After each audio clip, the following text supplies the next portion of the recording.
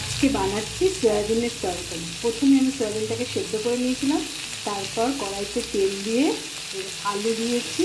আলুটাকে একটু ভেজে ভেজে নিয়ে তার মধ্যে পেঁয়াজ, টমেটো কুচি, কাঁচা লঙ্কা, নুন, হলুদ আর কাশ্মীরি লঙ্কার গুঁড়ো আর সয়াবিন সেদ্ধটা, এটা দিয়ে এখন আমি খুব ভালো করে কষাচ্ছি।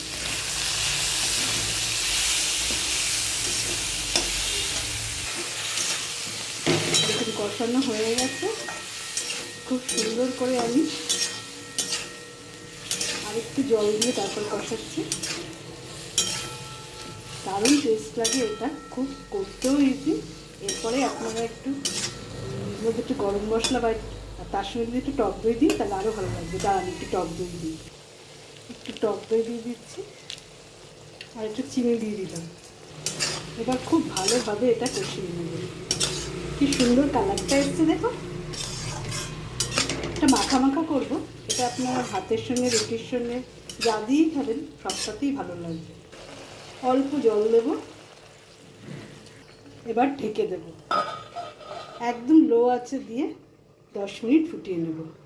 পুরো হয়ে গেছে। এবার একটু গরম মশলার গুঁড়ো ছড়িয়ে নেব। ব্যাস, সয়াবিনের তরকারি আমাদের রেডি।